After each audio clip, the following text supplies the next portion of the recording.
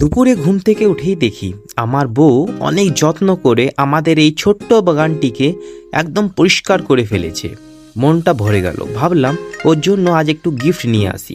বেশিরভাগ বউয়েরা খুশি হয় দামি জিনিস, মেকআপ বা গয়না পেয়ে, কিন্তু আমার বউটা একেবারে আলাদা। ও খুশি হয় ফুল আর ফুলের কাছে। তাই মঈন ভাইকে নিয়ে গাড়িতে চেপে বেরিয়ে পড়লাম। আমাদের দুজনেরই গাছের প্রতি একটা আলাদা ভালোবাসা। রাস্তায় পেট্রোল ভরে ব্রিজ পেরিয়ে রওনা দিলাম বীরভূমের দিকে। বৈকালের সূর্যের আলোতে অজয় ব্রিজটা যেন অপরূপ সুন্দর লাগে দেখতে।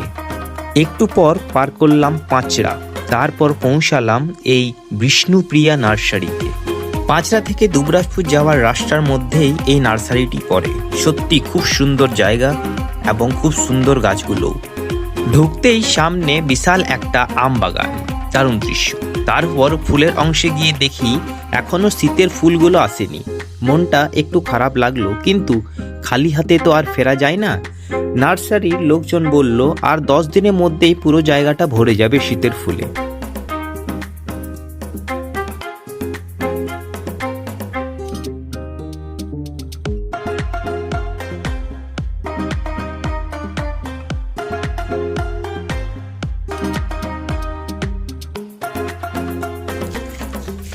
এইটার নাম চন্দ্রমল্লিকা পম পম ভ্যারাইটি, ওইটা স্নোবল ভ্যারাইটি না?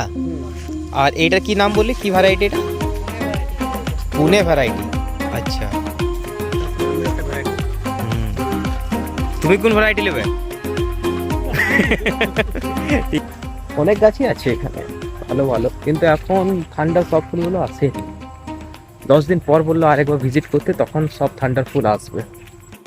তবুও ঘুরে ঘুরে বেছে নিলাম কিছু গাছ: চন্দ্রমল্লিকা, গাঁদা, রজনীগন্ধা, গেদুলাস আর অপরাজিতা।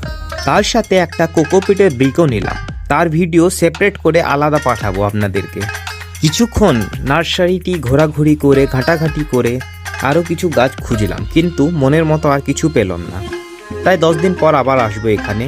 আজকের জন্য এটুকু নিয়েই বাড়ির দিকে এগোলাম। ফুল গাছগুলো কেনার পর বাড়ির দিকে রওনা দিতেই দেখি পাণ্ডবেশ্বরে যেন সোনার হাট বসেছে। কারণ আজ আমাদের পাণ্ডবেশ্বরে আসছেন সুপারস্টার শুভশ্রী গাঙ্গুলি, তাই এত জমজমাট ভিড়। আমরা কোনো রকম ভিড় কাটিয়ে বাড়ি পৌঁছালাম। অবশেষে বাড়ি পৌঁছে গাছগুলোকে বাগানেই রাখলাম। কি বেটে গা পাওয়া গেল? কি গাছ এটা? ছেলেও আজ অত্যন্ত খুশি এই গাছগুলো। আমি আপনাদের কাছে একটা অনুরোধ করতে চাই, আপনার সন্তানকেও প্রকৃতির সাথে যুক্ত করুন। ওদের ছোটবেলা থেকেই গাছপালা আর মাটির গন্ধের প্রেম শেখান। ধন্যবাদ সবাইকে এই ভিডিওটি দেখার জন্য। বাকি গল্প কাল বলব।